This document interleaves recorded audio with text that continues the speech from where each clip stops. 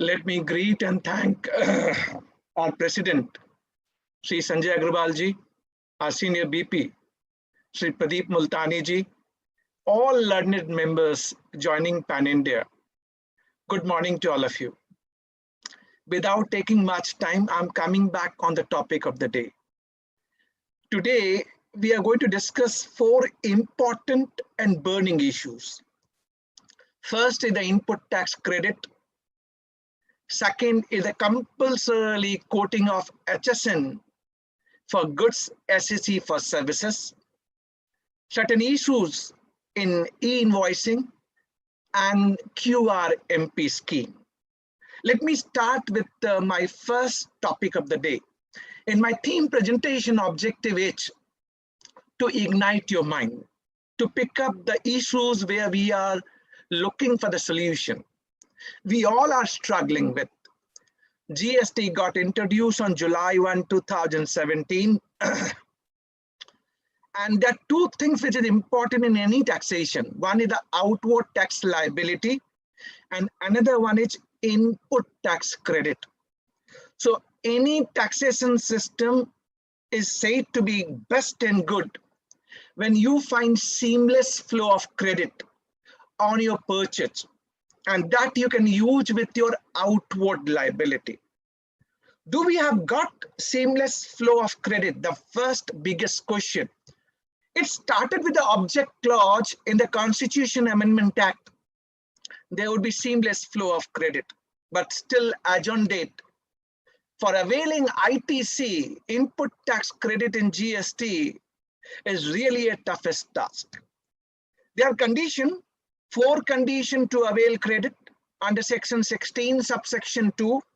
And what are those 4 conditions? First, as a buyer, as a recipient, you should have tax invoice copy.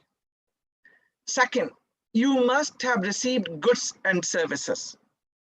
And third, your supplier must have paid taxes. I will deliberate some of the burning issues today for which we are looking for the clarity. And last, as a recipient, you are filing your regular return.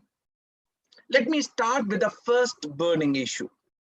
I'm a buyer, I'm a recipient. I know that we got speakers going to deliver the topic today in detail, but I'm just picking up the important one and for the benefit of all the participants today. I'm a buyer, I'm a recipient. I have paid the taxes to the supplier, and supplier defaulted. He did not deposit the tax with the government exchequer. Whether credit can be denied to the buyer in the hands of recipient of goods or services. We all are struggling. We are asking this question repeatedly. If I go to section 16, subsection 2, clause C of CGST Act, credit is being denied. But let me put forth my submission. Credit should not be denied. Let me put up my point before you. When we go to pre-GST era, under central excise where sandwich credit was available, Honorable Supreme Court in the case of KK Industries has held credit can't be denied in the hands of buyer, recipient, for the fault of supplier of non-payment of taxes, pre-GST. Lot of bad judgment. One of the judgment coming from Delhi High Court, Arise India. Similar judgment coming out, no credit can't be denied. You can't deny the credit in the hands of buyer for the fault of supplier. SLP was filed in the Supreme Court, got dismissed. Nothing was discussed on merit, but lot of different High Court judgment coming on same parameter except Bombay High Court judgment. This matter need to be tested in GST. What is going to happen? Lot of writ has been filed. Notice has been issued to the revenue. Matter is yet to be decided, but let me put forth my submission why credit can't be denied. What is my logic? In my humble opinion, the first one, can you put responsibility on buyer and recipient unless he can see the supplier is not depositing the taxes? Until this 2A, GSTR 2A came into the picture, which came sometime in 2019, recipient was not aware of whether supplier is paying the taxes or not. Credit coming in 2A, but we have struggled, and you will agree with me, initially this information was not coming whether supplier is paying the taxes or not. So my first point would be, when recipient bona fidely avail the credit, satisfying all the condition for availing credit, if he is not having any facility wherefrom he can check whether supplier has paid the taxes or not, can you really put responsibility in the hands of recipient, buyer, and deny the credit? There is one legal maxim, and that maxim says you can't compel a person to do something which is impossible to do. And my argument to all this feature would be, even department, until this 2A came, not knowing whether supplier paying the taxes or not. Coming to the second argument, GST registration taken by both supplier and recipient.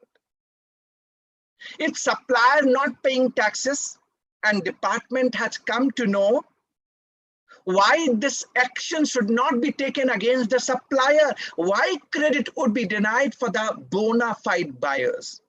Second point. Third point, I know there are a lot of fraud cases and forgery cases happening in the country. Lot of fake invoice and fake ITC matter is going on. And for that matter, government is taking corrective measures, like registration now going to be Aadhaar linked, proper way to check and verify the authenticity at the time of registration. So it can always be argued the things and activity which got started now, how these activities and responsibility can be put only on recipient for denying the credit. Department can go and take action against the defaulting supplier. In my humble opinion, we all are looking for the clarity. Let's see, wait and watch. In my humble opinion, I can very well say, until this 2A came into the picture, we can very well argue and debate that I was bona fide buyer and recipient. If supplier defaulted, of which no information was available to me, even to the department, credit can't be denied. The first burning point. Second burning point, there is one second proviso under section 16 subsection 2, and this is very important in the context of COVID-19 second phase started. But I'm just connecting this topic for the benefit of all the members today. So the provision says, if buyer and recipient fails to pay, word used, fails to pay, value and taxes to the supplier within 180 days from the date of issuance of invoice, then such recipient and buyer need to reverse ITC, input tax credit, along with interest at the rate of 18% per annum. He can avail this credit once again on his payment. Provision is like this, second proviso under section 16 subsection 2. But my point and contention, what is the meaning of this 180 days and fails to pay? I'm just creating one example for the benefit of all participants today, learned participants today. Just start thinking. If credit term mutually decided by both supplier and recipient, would be 1 year, Can you apply this 180 days provision from date of issue of invoice first? And second, can you say this fails to pay when both supplier and recipient has agreed for an extended credit term? Second point, in a contract, there's a force majeure clause. It is force majeure clause, this is COVID-19 as on date. And being recipient, you could not pay. Can we say it fails to pay? Second point. Third, even though there is no force majeure clause, but an act of God said by Honorable Finance Minister, this COVID-19. So because of COVID-19, business disrupt and you're not doing your normal business, operation is being held up and you could not pay. If it fails to pay, when this is an act of God, and second, if both supplier and recipient comes together, sit down on a table and decide for extended credit term, then where it fails to pay, both of them has agreed, come together and decide for a future date for the payment, then this is not fails to pay. Second point. Coming to the third point, we started with the object clause, right? An object clause was seamless flow of credit in GST. The definition of input service, capital goods, used or intended to be used in the course of furtherance of business. Such a wide definition. But there is one provision, section 17, subsection 5, blocking the credit, creating negative list. Apart from 5 specified petroleum product, which is out of GST, and we are paying pre-GST taxes, of which no credit in GST, and then you got a specific negative list, credit not available. Just imagine a situation, I'm getting my factory constructed, office constructed, contractor charging GST for the construction. Credit is not available because of section 17, subsection 5, clause C and clause D. Can we think of a situation without factory, without office, I can run my business? Coming to the second point, sales promotion. If I'm giving some item to boost myself, to promote myself to my supply chain, distributor, dealer, retailer, is it gift? It is not intended as a gift. It is always meant to motivate, incentivize my supply chain for more sell in the course of furtherance of business. Coming to the another point, goods lost, stolen or destroyed or written off because of COVID-19, demand is not much. If my stock get expired goods written off from the books of accounts, do I require to reverse credit? ITC in terms of section 17, subsection 5, clause H. See, these are expired goods not in normal course of business. It is just because of force majeure clause.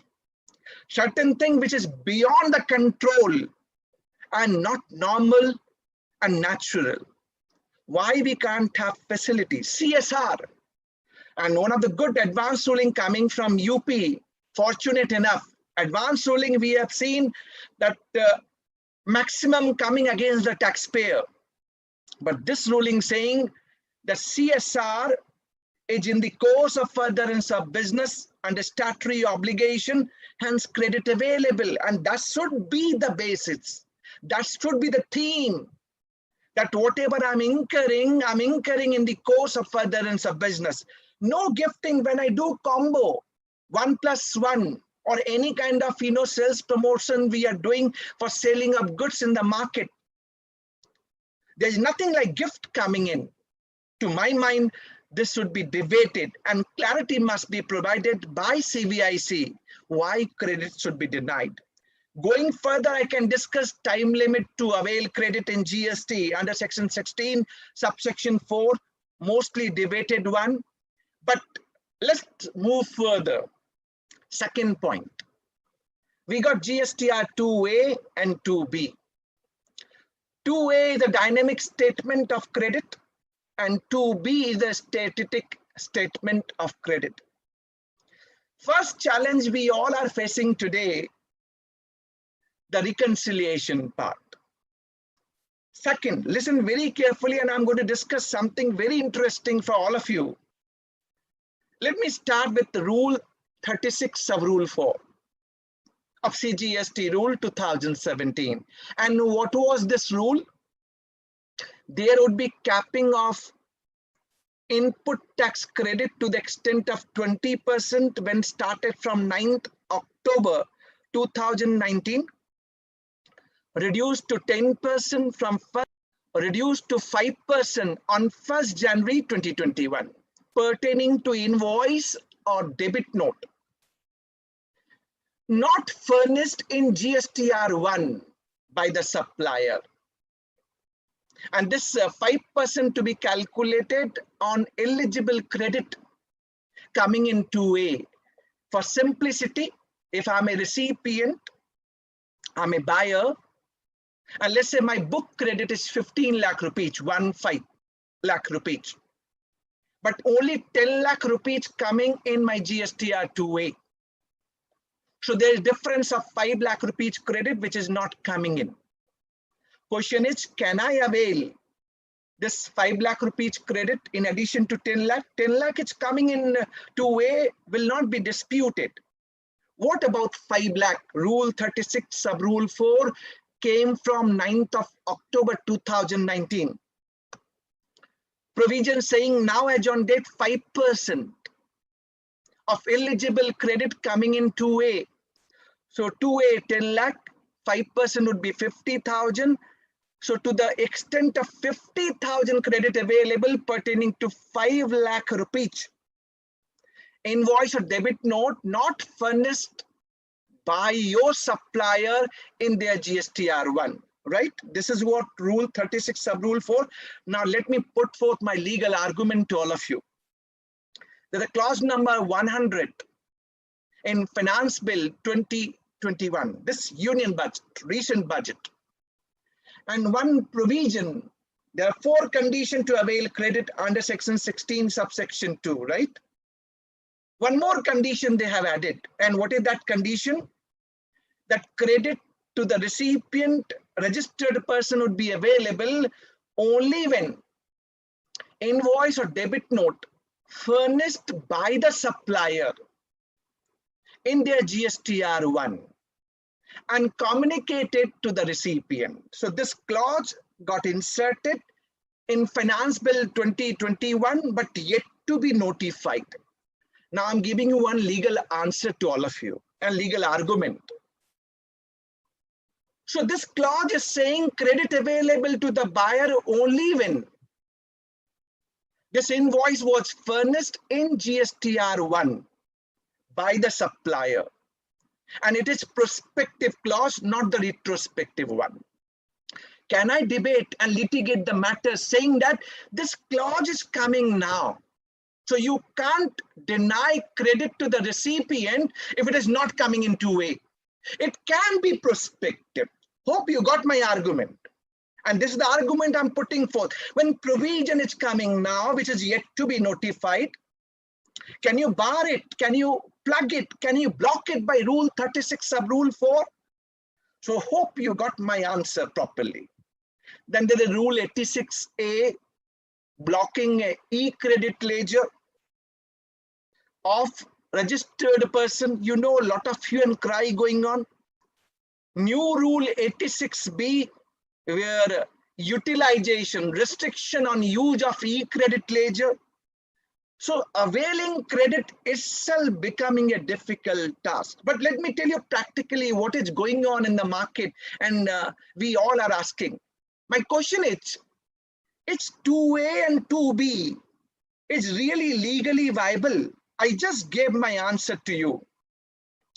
That this GSTR 2A, which is dynamic statement, or 2B, which is static statement, just by way of rule, Can you say it is compulsory for me to look at when section 16 subsection 2 subclause AA recently introduced and talking about that invoice debit note must be furnished in GSTR1 by the supplier and communicated to the recipient and yet to be notified? What is the relevance of 2A or 2B? A lot of problem coming out. Let me tell you, my supplier is filing GSTR1, but not filing GSTR3B. So being recipient, it would be coming in 2A, but since taxes are not being paid, credit would be denied. Second situation, supplier has filed 3B, but not filed GSTR1. Possible case, right? So it is not coming in my 2A, but taxes are being paid and I'm satisfying all the condition, whether my credit can be denied. And sometime it is not coming in 2A for the region fault at the end of supplier. He has shown B2B supply as a B2C supply. He has used GSTN number of other person as against my GSTN number. I'm only creating these alternative argument that whether 2A and 2B is really determining factor for me. A lot of litigation started on what, you know, I filed my GSTR1, supplier filing GSTR1. He raised intrastate invoice, CGST and SGST, but wrongly furnished as an interstate, IGST. Can it be denied in the hands of recipient? And he could not correct his transaction. He could not amend GSTR1, even payment of taxes. And this may be disputed point. So I'm only raising a concern, igniting your mind. I'm sure my all learned speaker going to touch base today, all the relevant burning issues of the trade, industry and commerce. So this was on first GST input tax credit. Can we see seamless flow of credit? All right, come to the second important topic of the day. Compulsory or mandatory quoting of HSN for goods, SSE for services, 4-digit or 6-digit. As per the provision you are aware of, and provision is being made if a registered person having aggregate turnover up to 5 crore in preceding financial year, which is 2021, because provision applicable from April 1, 2021, then he need to quote 4-digit HSN code for goods, SSE code for services for B2B supplies. B2C optional. If this aggregate turnover exceeding 5 crore, then 6-digit for both B2B and B2C supplies. But the problem which I would like to highlight here, classification is the big issue in the trade, industry and commerce. For rate notification under GST for goods, it is 1/2017. For services, it is 11/2017. For goods classification, at least you have something which you can rely on, first schedule to Custom Tariff Act. And why it is important that if you go to first schedule to Custom Tariff Act, there are more than 12,000 goods product as against only 1,200 in GST goods rate notification. You need to go back, tariff item, sub item, section note, chapter note, explanatory note of first schedule to Custom Tariff Act to determine correct classification. Lot of dispute like whether sanitizer is a medicament. What is rate applicable, 18% or 12%? Even the flavored milk, different kind of flavored milk, different rate applicable. Railway, chapter 84, chapter 85, chapter 86, and dispute of GST rate applicable. One of the judgment coming from Allahabad High Court and the petitioner was saying that some of the supplier applying 5% GST rate as against I'm applying 28% because my product falling under Chapter 84. So I'm not being given level playing field. Either railway should clarify what is the HSN applicable, what is the GST rate applicable for level playing field. So just imagine if you are not correctly determining your classification, you may end up to pay differential rate of tax along with interest. If it is B2B supply, fortunate enough, you can claim differential amount. But what happened for B2C supplies? SSC, code for services, not an easy task. We have seen under service rate notification, there's nothing like underlying principle which you can apply. And it add more problem when it becomes bundled kind of composite supply versus mixed supply, and then to determine repair and maintenance. So I'm leaving the topic, igniting your mind. You have to really catch up these items very carefully, and then you have to capture the HSN and SSC code for table 12 of GSTR1 effective from April 1, 2021. So a lot of things are happening around. These are all preparation. And this is what the message I'm giving to all the participants and audience. Coming back to the third topic of the day, e-invoicing.